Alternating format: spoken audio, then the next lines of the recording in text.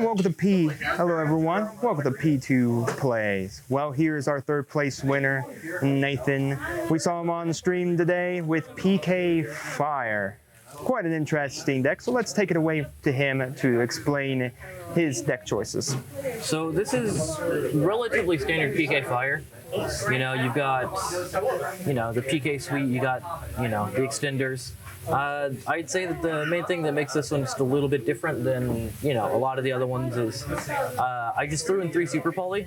And I cited Masquerade because, Despia is getting a lot of play these days. So I was like, I think it'd be very funny if we Masquerade the people who usually run Masquerade. 2 droplets. I'd run 3, but, Mm-hmm. Why don't you break down our monsters for people who actually never seen PK Fire before in their time? So, we got the hand traps. You know what they do. You got Ash Blossom. I decided to run Roll just because quick filler. I was in a bit of a hurry. We've got 3 Torn Scales. This guy's your starter. An extender, he can do just about everything. You get him in the grave somehow, you banish, for example, Ancient Cloak, he's back on the field, you can affect his life if you haven't used it. Real easy, real good. 2 Ancient Cloak, easily searchable. All the Phantom Knights cards are really easily searchable. Ancient Cloak is mainly used for his graveyard effect, but his on-field effect a lot of people just sort of forget about, but it can really help you out. So don't forget to use Ancient Cloak's effect. 1 Ragged Glove, he's just kind of there as a name. You dump him into the grave. And what I like to do is I like to banish him from grave to get one of the PK spells and traps. By spells and traps, I mean traps. We've got Stained Greaves. You special summon a Phantom Knights. You can special summon himself, upping his level by 1. Very useful if, for example, you have a Shade Brigandine set and you're trying to OTK with Dark Rebellion. We have 2 Silent Boots. I ran into an issue where I should have probably been running 3, so I'll be increasing that to 3 probably. If you control a Phantom Knights monster, you can special summon him. His graveyard effect is he gets you a Phantom Knight spell trap. Very good, very versatile. Danger Jackalope. Very good extender. You can use him, Phantom Knights like to be discarded, so Dangers work very well with them, especially these level 3 ones. They pitch a card from hand and summon themselves, draw 1. Very good. 𝐂𝐍𝐿 Knight, very useful card. You normal summon a level 3, you can special summon him. Very useful with the card right here, which is Tour Guide.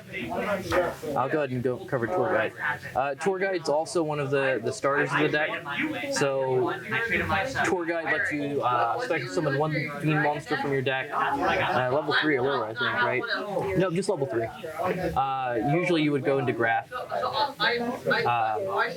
And then Graph and Seer are the BA package. That's where the fire comes from. You can Tour Guide to get Graph.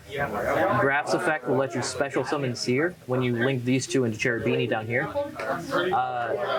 That's just a really good combo because 1, it's Bardiche pretty much instantly, and then when you link Seer and 𝐒𝐕𝐵, it's Bardiche, and then Seer's effect brings back 𝐒𝐕𝐵. Graphs are just Seer. We have the Psychics. We have 2 Psychic Wielder, 1 Psychic Tracker. I'll probably drop down the Psychic Wielder to 1 for Silent Boots.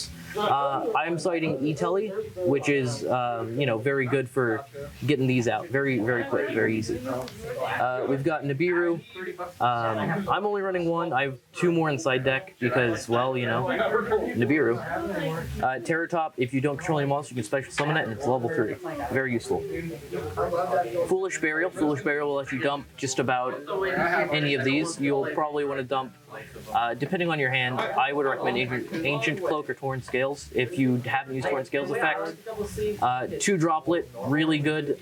Essentially, if your opponent has a board you can't break, you draw a Droplet. There you go, you broke the board. 3 Super Poly. I kept getting very annoyed at the Despia players, so I was like, you know what? I'm just gonna use Super Poly. Super Poly. Rhoda, searches level 4 lower warrior. Usually you get one of these guys. Harpy's Feather Duster, good generic back row removal. The one thing that I think that PK really struggles with is back row. So this has helped me out quite a bit. And if anyone was there watching, you saw that it won me the game. We've got Shade Brigandine. Shade Brigandine's a very good generic level 4 extender. Well, it's a trap card, but it special summons itself as a level 4 monster. This is very good because you can actually use the turn of set if you don't have any other trap cards in the graveyard. And these cards banish themselves to special Phantom Knights. So he will almost always be live. These two, Fog Blade's the really good one. I am citing another Fog Blade. I probably should have had another one in there. But essentially, this just straight up target monster, negate it, can't attack. Very good card. Wing is pitch fodder for Ragged Gloves. You know, it is what it is. We've got Underworld Goddess. Again, I was just like, you know, I'm gonna use their monsters for my stuff because I was getting. So we've got Underworld Goddess. He's essentially an extra deck kaiju if you can get 4 monsters or 3 monsters if you have a Link 2, which this deck can do very well. We've got Zeus. Zeus is some really good non-targeting destruction, or not destruction. Sorry, non-targeting, non-destruction Disintegrate. Very powerful card. Apollousa. Apollousa is a mainstay because you're always going to be getting out materials. You know, Apollousa pass, right? Starving Venom Fusion Dragon and Masquerade. Starving Venom is a very classic Super Poly target. Masquerade's a little bit of a less classic Super Poly target, but it still works. We have the Utopic Future package. This works really well with Leviar and Dante if he ever mills me anything. So, you know, Leviar will bring back a level 3 or lower banished monster. Or level 4, sorry. And then Dante is Dante, he mills ya. Next up we have IP Masquerena. One of my favorite interactions is IP Masquerena and Underworld Goddess. Just, you know, your turn and have fun, and then you make them not have fun. We have our other rank 3, which is Breaksword. Breaksword, really good. He enables you to go into Raider's Night if need be, which leads to Arc Rebellion. He's also Destruction. Good card. Cherubini's and Rusty Bardiche. These two are pretty much what make the deck. Cherubini's just really, really good generic, hey, you know, sin for cost. And we have Bardiche, who is everything. You know, he sins from grave, sets a spell or trap. And if you Exile summon a dark monster where his Link Zone points to, you can pop a card. I've seen someone do that once where they pop size with that. That was kind of weird.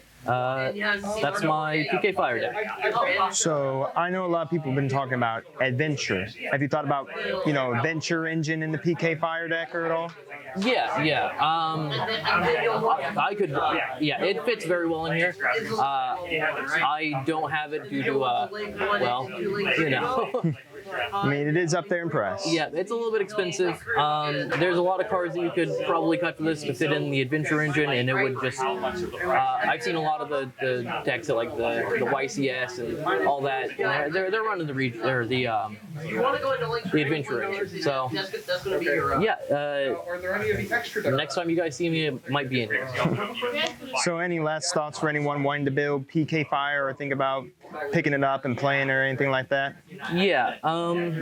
It seems very complex, but when you get down to it, it's not that hard. There are some diverging lines depending on things, but it's a very versatile deck. You can do a lot with it.